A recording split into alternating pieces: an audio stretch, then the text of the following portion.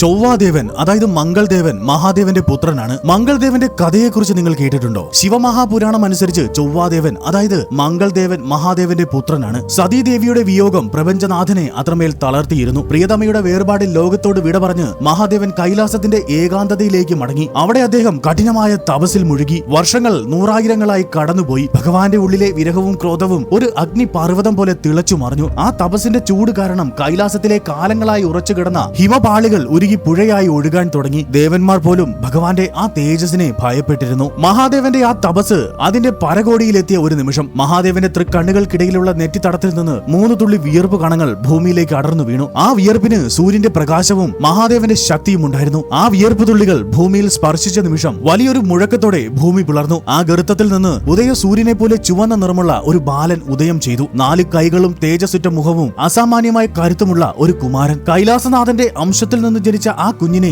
ഭൂമി മാതാവ് സ്നേഹപൂർവ്വം തന്റെ മടിത്തട്ടിലെടുത്തു. ഭൂമി പുത്രനായി ജനിച്ചതുകൊണ്ട് അവൻ ഭൗമൻ എന്നറിയപ്പെട്ടു. ഭൂമി ദേവിയുടെ തണലിൽ വളർന്ന ഭൗമൻ തന്റെ ഉത്ഭവത്തെക്കുറിച്ച് മനസ്സിലാക്കി. തന്നെ സൃഷ്ടിച്ച പിതാവായ മഹാദേവനെ നേരിട്ട് കാണാൻ അവൻ ആഗ്രഹം പ്രകടിപ്പിച്ചു. അതിനായി അവൻ പുണ്യ നഗരിയായ കാശിയിൽ ചെന്ന് ശിവലിംഗത്തിന് മുന്നിൽ കഠിനമായ തപസ് ആരംഭിച്ചു. ഒരു കൊച്ചു ബാലന്റെ നിശ്ചയദാർഢ്യത്തിന് മുന്നിൽ ലോകനാഥന്റെ മനസ്സലിഞ്ഞു. കാശിയിലെ ഗംഗാതീരത്തിരുന്നുള്ള ഭൗമന്റെ തപസ് അത്രമേൽ തീവ്രമായിരുന്നു. ഒടുവിൽ പ്രപഞ്ചം മുഴുവൻ പ്രകമ്പനം കൊള്ളിച്ചുകൊണ്ട് കൈലാസനാഥൻ അവന്റെ മുന്നിൽ പ്രത്യക്ഷപ്പെട്ടു. തുടർന്ന് ഭൗമനെ അനുഗ്രഹിച്ചുകൊണ്ട് മഹാദേവൻ പറഞ്ഞു, പുത്ര, നീ എന്റെ ക്രോധത്തിൽ നിന്നും തേജസ്സിൽ നിന്നും ജനിച്ചവനാണ്. നിന്റെ ഭക്തി എന്നെ പ്രസന്നനാക്കിയിരിക്കുന്നു. നിന്റെ നിശ്ചയദാർഢ്യവും ഭക്തിയും എന്നെ സന്തോഷിപ്പിക്കുന്നു. അതിനാൽ നിനക്ക് ഞാൻ സവിശേഷമായ ഒരു സ്ഥാനം നൽകുന്നു. നീ ഇനി മുതൽ ഭൂമിക്ക് മുകളിലായി ആകാശമണ്ഡലത്തിൽ ജ്വലിച്ചു നിൽക്കും. നവഗ്രഹങ്ങളിൽ വെച്ച് ഏറ്റവും കരുത്തനും തേജസ്വിയുമായ മംഗൾ എന്ന് നീ അറിയപ്പെടും. തുടർന്ന് മഹാദേവൻ പറഞ്ഞു, ധൈര്യം, ഉന്മേഷം, വിജയം എന്നിവയുടെ പ്രതീകമായിരിക്കും നീ. നിന്നെ ഭക്തിപൂർവ്വം ആരാധിക്കുന്നവർക്ക് ജീവിതത്തിലെ തടസ്സങ്ങൾ നീങ്ങുകയും സർവ്വ ഐശ്വര്യങ്ങളും ധൈര്യവും കൈവരുകയും ചെയ്യും. ഈ അനുഗ്രഹത്തോടെയാണ്